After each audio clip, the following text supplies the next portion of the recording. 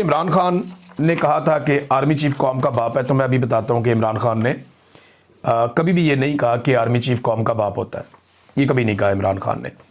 हाँ, इमरान खान ने ये ज़रूर कहा था कि कौम का बाप कौन होता है। इमरान खान ने बताया था, अभी मैं आपको बताता हूँ कि कौम का बाप कौन होता है। ये स्टेटमेंट है, वज़ीर आज़म मुल्क के बाप की तरह होता है, मुल्क का बाप नहीं होता।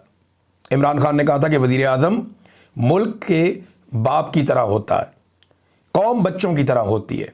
अगर बच्चे भूखे हैं तो क्या मैं एक बादशाह की तरह रहूँगा, अपने खर्चे कम नहीं करूँगा? इमरान खान ने बतौर वज़ीर आज़म 25 जून 2020 को कौमी असम्बली में यह खिताब किया था। वो तो कह रहा था कि वज़ीर आज़म बाप की तरह होता है। यहाँ पे DGI-SPR ने कहा नहीं जी, उन्होंने कहा था कि आर्मी चीफ बाप होता है। निकालो स्टेटमेंट दिखाओ DGI-SPR साहब।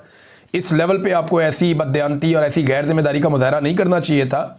लेकिन अब वो कह रहे हैं जी कायदे आज़म हमारा बाप है, DGI-SPR कह रहे हैं। चलो, इमरान खान ने कम से कम इतना तो किया कि पाकिस्तान की मिलिट्री एस्टेब्लिशमेंट से या DGI-SPR से ये मनवा लिया कि कायदे आज़म उनका बाप है। लेकिन ये तो बड़ी नाफरमान औलाद है कि बाप का हुक्म ही नहीं मानती। बाप ने कहा था कि हलफ की खिलाफ वर्जी नहीं करना, ये हलफ की खिलाफ वर्जी कर रहे हैं। आज उस प्रेस कॉन्फ्रेंस में जाइए बता रहे हैं कि मेरा बाप कायदे आज़म है, और उसी प्रेस कॉन्फ्रेंस के अंदर अपने हलफ की खिलाफ वर्जी भी कर रहे हैं, उसी बाप की नाफरमानी कर रहे हैं। तो नाफरमान औलाद का क्या फ़ायदा? कायदे आज़म ने नहीं कहा था कि पॉलिसी आप नहीं बनाएंगे, आप पॉलिसियाँ बना रहे हैं।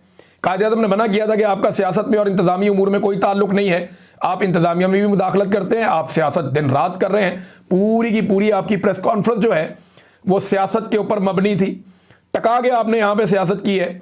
तो नाज़रीन, ये सारी चीज़ें अगर आप जमा माइनस करें ना, तो इसमें DGI-SPR ने तो बॉडी लैंग्वेज देखें ना आप। मुझे अच्छी तरह याद है कि ये हमारे प्रोग्राम में आते थे शाहिद लतीफ़ साहब, दो चार और लोग, AVM शहजाद साहब भी थे, कुछ और जनरल मुस्तफ़ा साहब थे। ये जो रिटायर फौजी थे ना, ये आकर जब बैठते थे ना कुर्सी के ऊपर, तो ये ऐसे स्ट्रेट बैठते थे, यूं।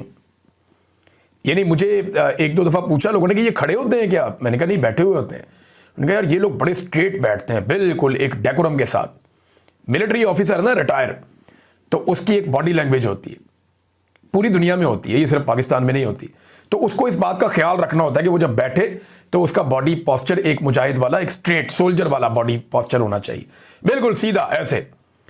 तो वो आते थे आगे, अपना डिफेंस एनालिसिस करते थे और ऐसे सीधे होकर बैठते थे। लेकिन ये मैं देख रहा हूं कि बल्कि वो सियासत भी करते थे, लेकिन वो उनका बॉडी पोस्चर होता था